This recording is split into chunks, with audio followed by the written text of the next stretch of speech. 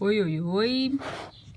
E aí, vamos trabalhar com o nosso livro de história, mais uma vez, né? Nós vamos aprender hoje sobre a memória escolar, na página 90.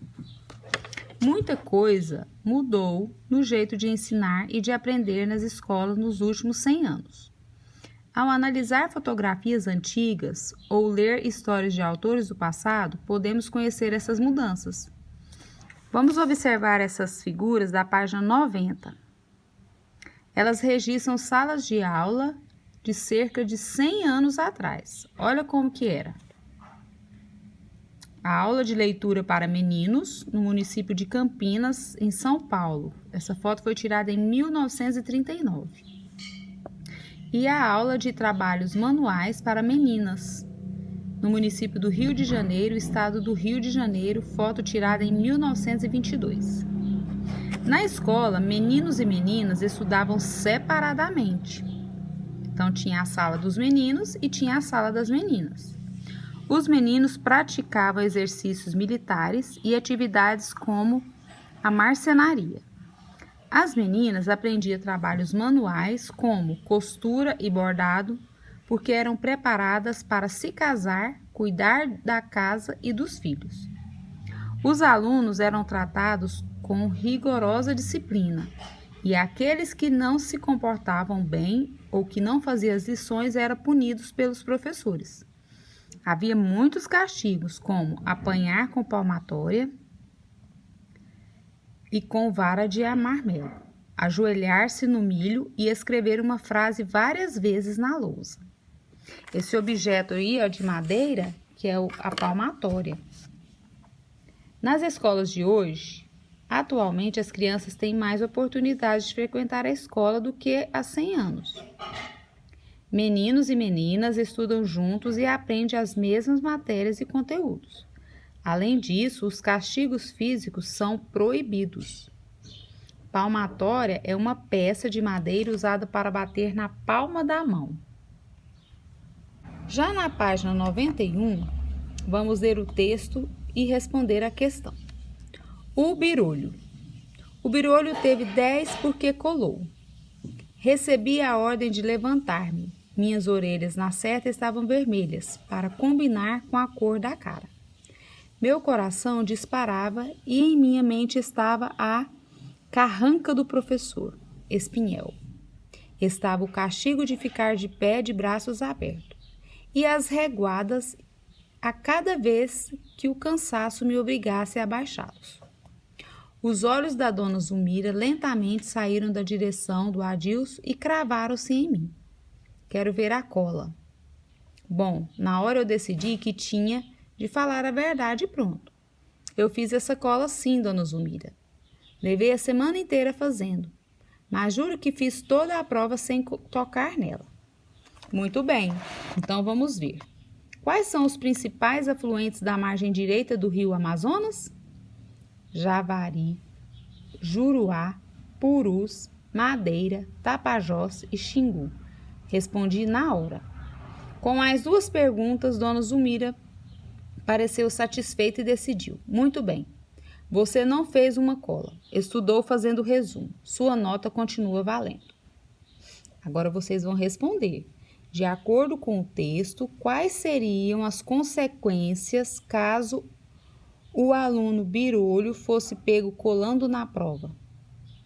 Se ele estivesse colando na prova, quais que seriam os castigos que ele ia ter que cumprir? Vamos ler o texto novamente para vocês saberem, né? Na página 92, os objetos de memória. Todo objeto conta uma história, nos materiais escolares, nas cadernetas e nos boletins antigos. Podemos encontrar informações sobre como era a educação das crianças no passado. Os materiais escolares. Há mais de 100 anos, os alunos usavam uma pequena lousa feita de ardósia e um lápis do mesmo material para fazer as tarefas em sala de aula. Somente depois de treinar bastante, eles podiam usar os cadernos e uma caneta com ponta de metal e fina.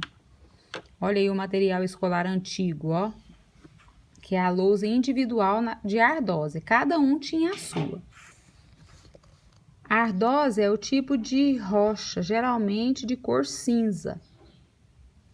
Esse outro material ao lado da lousa, materiais escolares antigos. Olha como que é a caneta com a ponta de metal.